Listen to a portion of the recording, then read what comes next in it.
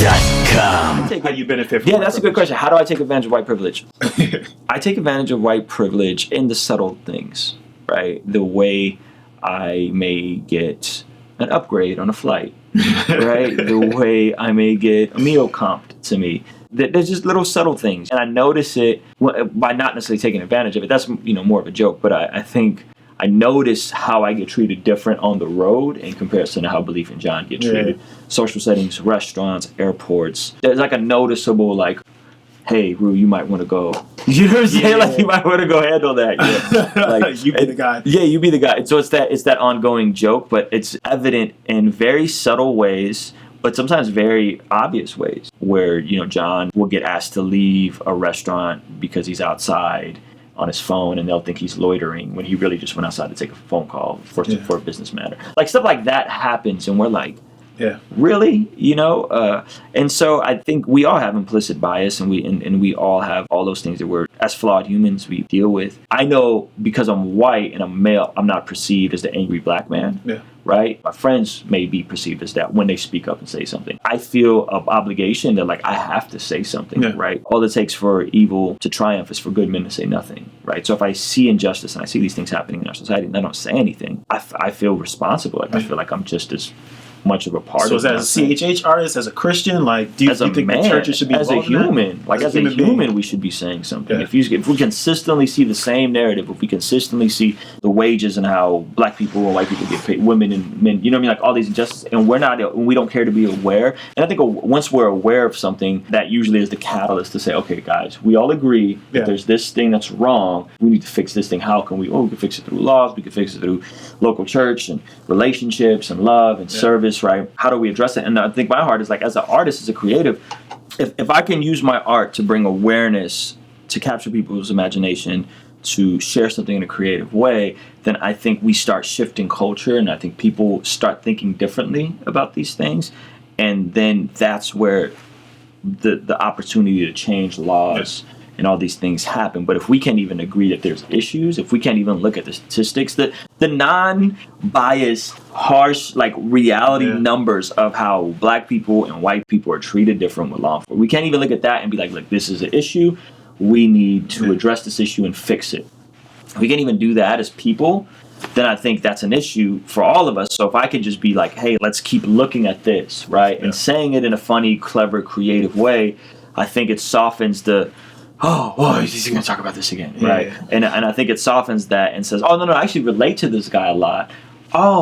He has this interesting paradigm. So I feel an obligation to utilize my white privilege, if you will, to speak on things that are unjust in society and in culture. And I think that's uncomfortable a lot of times, and not saying anything is going to eat me up, And again, like, we've always talked about this stuff, like the breaks, early stuff, before the cops yell stop and you get 5 shots. Like, that's the song we did with LMNO in 2008. We've been talking about police brutality, right? Because it's not a new thing. It's not a new thing. It's been happening. The only difference is now there's cameras everywhere. Now there's social media. Now there's technology. So this stuff has been going on. Anybody that's at the least bit aware, like, knows what's going on. And I've never stopped talking about it, right? So I think it's just we got to continue having these conversations. And I think hopefully slowly we'll see things like body cams. We'll see things like outside community-based watch groups that supervise these internal investigations when there's a dispute against a police officer.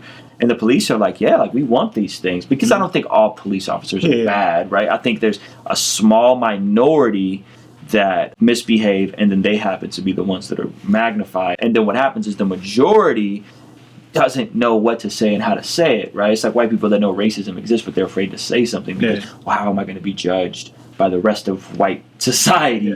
And it's the same thing. And so I think everyone is trying to figure out how to navigate this thing and figure out, okay, well, I know something's off, but I'm afraid to say something. And police officers like, that's not cool.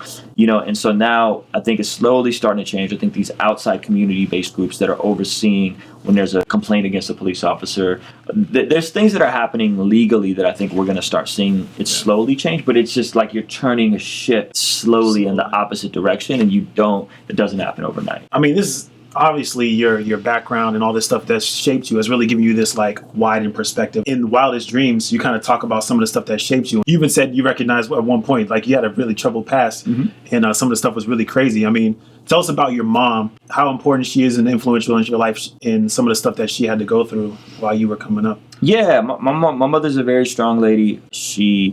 We moved here, my dad left, and she raised me, a single mother on welfare. That sounds like a straight Tupac song. Yeah, right? I think it is a Tupac song. It is a single mother on welfare. Tell me how you did it, right? And she raised me, and she loved me, and she provided, and she worked hard. My dad was out of the picture, and it wasn't until I was an adult that we really reignited and cultivated our relationship. And I kind of understood his perspective and heard the other side of what was going on.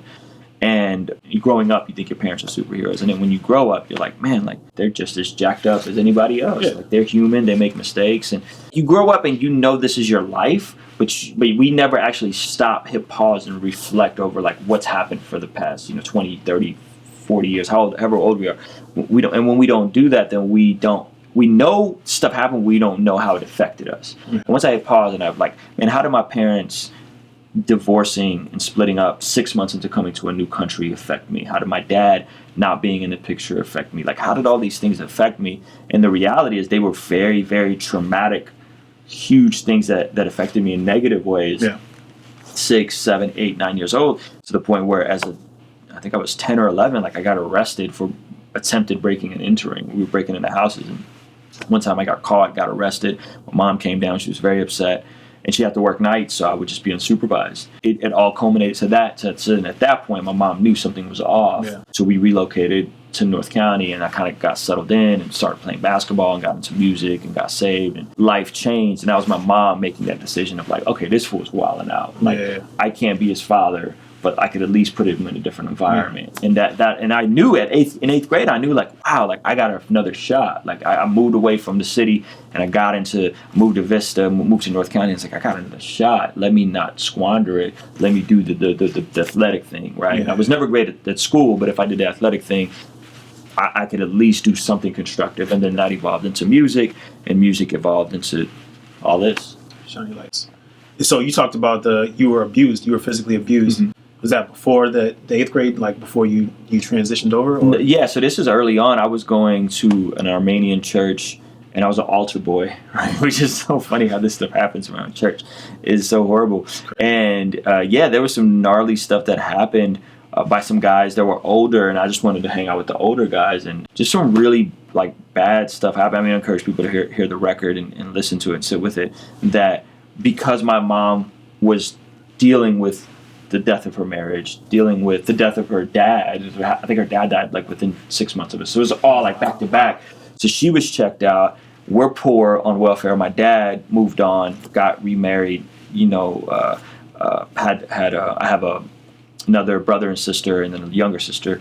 And so he moved on. And so I'm just kind of do whatever I want. And Russians are kind of naive in that there are people, they're from the homeland, so they're good, and that just wasn't the case. And so I ended up getting molested and just all kinds of crazy things, that the backlash of that, and being blamed as an 8-year-old. I don't even remember how old, 7, 8, something like that, and being blamed it was my fault that this stuff happened to me. And then my mother never rebounded from my dad leaving her, so she went from abusive relationship to abusive relationship. So I'm seeing my mom get beat.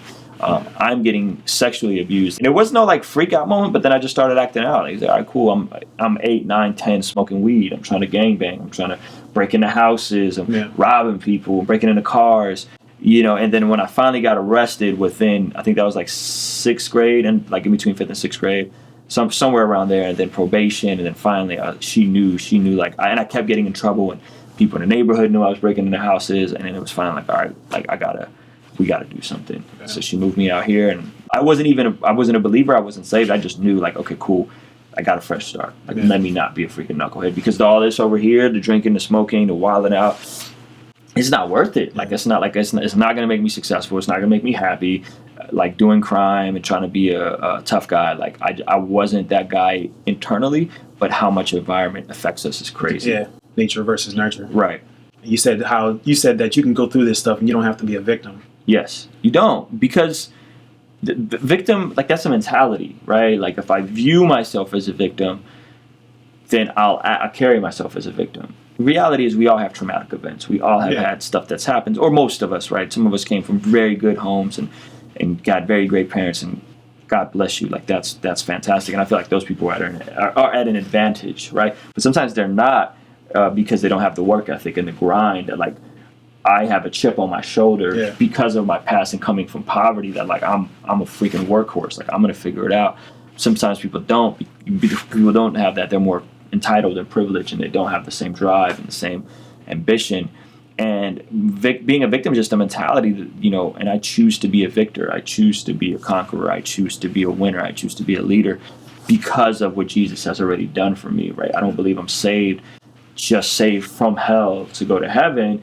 I feel like I'm saved to bring a piece of heaven to earth, right? Like I'm supposed to make people's lives better and say, hey, like at an early age, I realized what not to do. And then it took me another 15, 20 years as an adult to figure out how to actually build my life in a way to be successful and to bring God the most glory with my marriage, with my finances, with my family, with my art. That's ultimately what I'm moving towards. Like, how can I bring the most amount of glory to God that, like, there's no Ruslan is a good guy, but I don't want there to be any buts in my legacy. You know, he was a great guy, but he was kind of a scumbag to his family. He was a great guy, but man, he had this alcoholism thing that just, you know, like I don't want there to be buts. I want there to be like he did his thing and God got the glory. Amen. So that's awesome, bro. Yeah. Well, it's Ruslan. Americana Project is out now.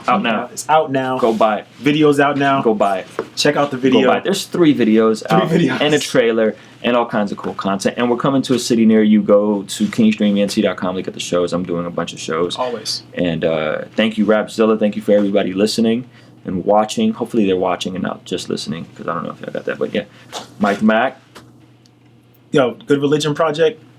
Check that out. If you missed it, I feel like people missed it. I don't know why. I think they're catching up though. Like I really think I think they missed it in the first couple months, and then like everybody's catching up now, and the discoverability is crazy right now. So I'm not mad. Like people, great music will always rise to the top without big budgets and big marketing plans. So I'm not mad at all. If you're not mad, I'm not mad. So Americana, Good Religion. Make sure you check those joints out. Peace.